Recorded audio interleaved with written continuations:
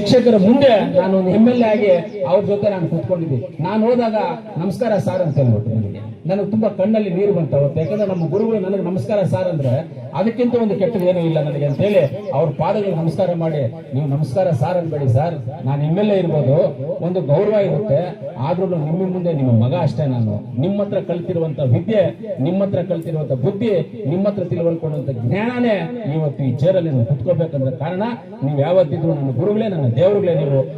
ನೀವಂತೂ ನನ್ನನ್ನ ಮೊದಲು ಹೆಂಗ್ ಮಾತಾಡ್ತಾ ಇದ್ರೆ ಹಂಗೆ ಮಾತಾಡ್ಬೇಕು ಅಂತ ಹೇಳ್ದೆ ನಾನು. ಇವಾಗೆಲ್ಲ ಹಂಗೆ ಮಾತಾಡಕ್ ಆಗಲ್ಲಪ್ಪ, ಬೇಡಪ್ಪ, ಅದಿಲ್ಲ ಸರ್, ನೀವು ಹಂಗೆ ಮಾತಾಡ್ಬೇಕು ಅಂತ ಹೇಳಿ ರೂಮಲ್ಲಿ ಕರ್ಕೊಂಡಾಗಿ ಅವ್ರು ಮೊದಲು ಮಾತಾಡೋತ್ರ ಒಂಥರ ಕರ್ಸ್ಕೊಂಡು ಅವ್ರ ಹತ್ರ ಖುಷಿ ಪಟ್ಟು ಆನಂದಕ್ಕೆ ನನಗೆ ಕಣ್ಣೀರು ಬಂತು.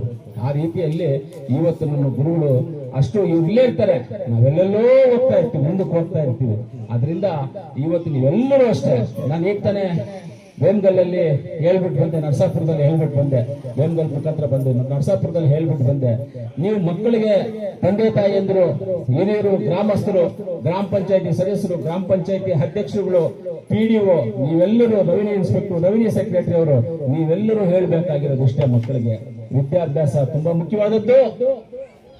ತಂದೆ ತಾಯಿ ನೀವು ದೇವಸ್ಥಾನಕ್ಕೆ ಹೋಗಿ, ನೀವು ಮಸೀದಿಗೆ ಹೋಗಿ, ನೀವು ದರ್ಗಾಗೆ ಹೋಗಿ, ನೀವು ಚರ್ಚ್ಗೆ ಹೋಗಿ, ನೀವೆಲ್ಲನ ಹೋಗಿ, ಆದ್ರೆ ಮಕ್ಕಳಿಗೆ ಒಂದೇ ಒಂದು ಕಳಿಸ್ಬೇಕು. ನೀವು ಚರ್ಚು ಇಲ್ಲೇ ಇದೆ, ದೇವಸ್ಥಾನನೂ ಇಲ್ಲೇ ಇದೆ, ಮಸೀದಿನೂ ಇಲ್ಲೇ ಇದೆ, ತಿರುಪತಿ ವೆಂಕಟರಮಣ ಸ್ವಾಮಿ ಇಲ್ಲೇ ಇದ್ದಾರೆ, ವೇಲಂಗಾಣಿ ಮಾತಾ ಇಲ್ಲೇ ಇದ್ದಾರೆ, ಅಜ್ಮೀರ್ ದರ್ಗಾನೂ ಇಲ್ಲೇ ಇದೆ, ನಮ್ಗೆಲ್ಲವೂ ಇಲ್ಲೇ ಇದೆ. ಮಕ್ಕಳು ನೀವು ಇಲ್ಲೇ ಹೋಗ್ಬೇಕಪ್ಪ, ಇದೇ ನಮ್ಗೆಲ್ಲ ಒಳ್ಳೇದು ಅಂತ ಹೇಳಿ ನಿಮಗೆ ತಾಯಿ ತಂದೆ ಅಂದ್ರೆ ಹೇಳಿ ಕಳಿಸ್ಬೇಕಾಗ್ತದೆ ನೀವೆಲ್ಲ.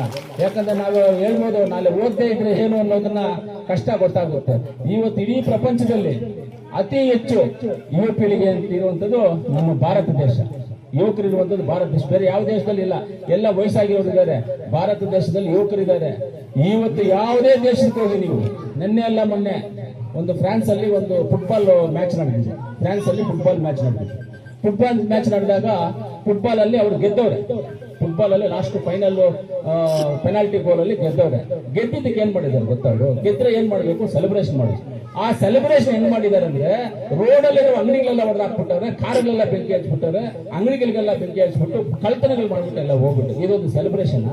ಆ ಊರಲ್ಲಿ ತಲೆ ಇಲ್ಲ, ಐಸ್ ಕುಡಿದು ಕುಡಿದು ಕುಡಿದು ಕುಡಿದು ತಲೆಗೆ ಕೆಟ್ಟೋಗ್ಬಿಟ್ಟವೆ ಅವರೆಲ್ಲ.